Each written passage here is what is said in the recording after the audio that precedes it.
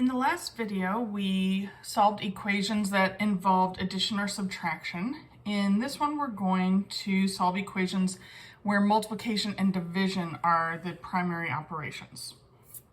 So we're going to do it the same way, but I want to give you a sort of a different way to view these equations as well.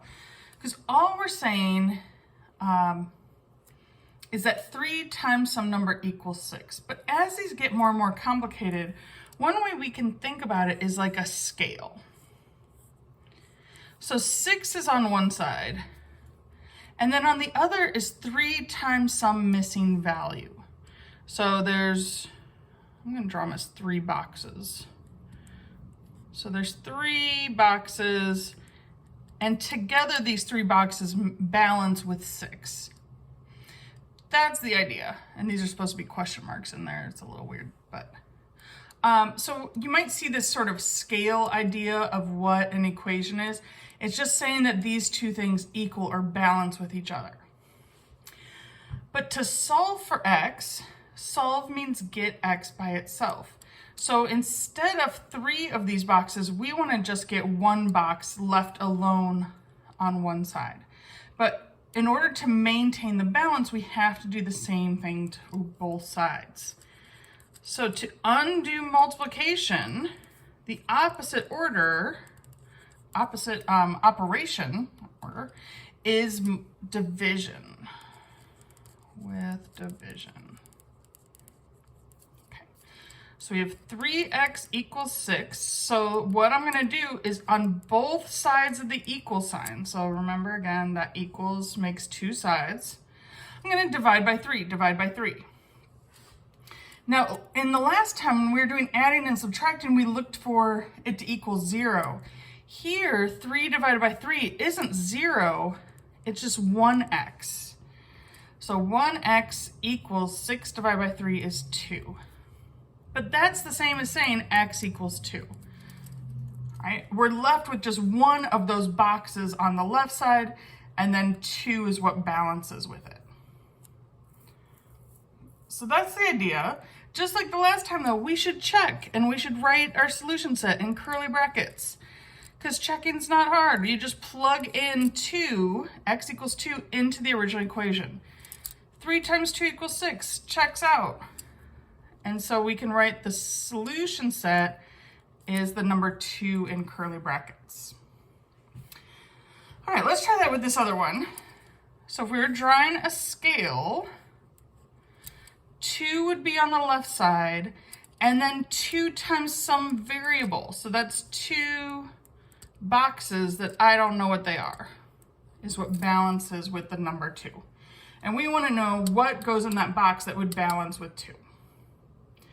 But to undo this multiply by 2, we need to divide, right? We wouldn't add or subtract to undo multiplication. So what's going to be really important in solving equations is to look for what is going on between the number and the variable. When they're written next to each other, that's multiply, so we undo with divide. So on both sides, the 2 divided by 2 cancels, but when it cancels, we're left with 1. It doesn't totally disappear. It's not 0. 2 divided by 2 is 1. So that means 1 equals t. So if I'm going to check, 2 equals 2 times 1, that checks out. So we write the number 1 in curly brackets for the solution set. All right, so hopefully that process is making sense. You do not have to draw scales. That's just sort of a way to envision what's going on with what an equation is doing. It's saying just 2 sides are equal. In other words, they balance. So to maintain the balance, we have to do the same thing to both sides of the equation.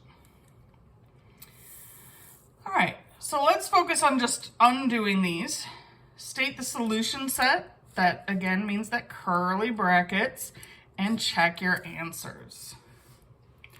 3 times p equals -6. Because these are written next to each other, that's multiply. So to undo 3 times p, we divide by 3. I wouldn't divide by -6 because the whole idea is to get the variable alone. That's what solve means, is get the variable alone on one side of the equals. So I'm moving the 3. So that makes just P equals -2. I should check. 3 times -2 does equal -6. Awesome. So the solution is -2 in curly brackets. Nice. Now here's one that throws some people off, because we just have -z. That is not considered z being by itself. To be getting the variable alone, that includes get rid of the -2. So what we can do is think of that as a -1. So a -z is really the same as -1z. So to undo it, I would divide both sides by -1. So then the -1's cancel or go equal 1. So we get 1z is -28. So let's check to make sure that that does actually work out, since this one's a little different. We plug it into the original equation. -28. Does that equal +28? Yeah, because 2 negatives make a positive. So that checks out. So that means the solution set is the number -28. Nice. Hopefully these are making sense. All right, the last 2 examples on this page have fractions. That does not mean it's time to freak out. It doesn't mean we're gonna skip these problems. We're gonna learn how to deal with fractions and not be concerned with them, especially because in an equation you can always get rid of the fractions. Because all a fraction is dividing, so to undo divide, we just multiply. So there's 2 options on how to do this. I'm gonna start with sort of the more basic one, and then we'll do it's not super advanced, but just to show you an alternate way. But first thing, if I don't like a fraction, to undo divide by 4, I can just multiply both sides by 4. Or you can view it as multiplying by 4 over 1, if that helps you line it up. Because multiplying by 4 and dividing by 4, those cross cancel. So now we're just left with 3x. It undid the divide by 4 when I multiplied. So 3x equals 40. So then to undo multiply by 3, I would divide by 3. Divide by 3. There's no reason to put that number in a calculator. That's a fraction. The answer is a fraction. We would just need to reduce it if we can. But 3 doesn't go into 40, so that is reduced. So it seems like our answer is x is 40/3, but we better check. So we look at the original problem, 3/4 times 40 over 3. We want to know, does that equal 10? Well, let's see. We got to reduce this fraction.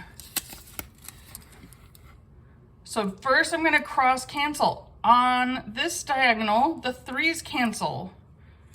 Right? 3 in the top, 3 in the bottom, go away. Along the other diagonal, I can divide by 4. 4 divided by 4 is 1. 40 divided by 4 is 10. And if it helps you, you can put 1s where the 3's were, because it was really like divide by 3, divide by 3. So what I'm seeing is this is 1 times 10 is 10. Over 1 times 1 is 1. 10 over 1 definitely equals 10. So it checks out, and the solution set is 40/3. Nice. Now, I promised an alternate way. I didn't leave myself a whole lot of room, but let's try it. It doesn't take a whole lot of room. That's sort of why it, it's sort of a more advanced method. So this is the alternate method, which is instead of dividing or multiplying by 4 to undo division, and then I divided by 3 to undo multiplication, we can undo them in one step if I multiply by the reciprocal on both sides. So I flipped over the fraction, and what that does is it gets rid of the 4 and the 3 in one step. Instead of over here, I took 2 different steps. I multiplied by 4, then I divided by 3. Here it does it in one thing, one step. We got x by itself, and now we just gotta multiply these fractions. We would wanna put the 10 over 1 to line it up. Then there's no cross canceling because 3 doesn't go into 10. So then it's 10 times 4 is 40 over 1 times 3 is 3. Same answer, but it takes less step if you know this sort of reciprocal trick. It's optional, but it is nice to know about. All right, let's try part D. X divided by 7 equals 3. This bar just means divide. So we don't have to think of this as like some kind of fraction. It would work for you to think of it as 1/7 x equals 3. That's the same thing, but really we just need to undo the division by multiplying. So I'm gonna multiply by 7 on both sides to cancel that division. Multiplication undoes divide. So we just get x equals 21. Let's check. 21 divided by 7, does that equal 3? Yep. All right, that fraction bar just means divide, so yeah, it totally works. So our answer is 21.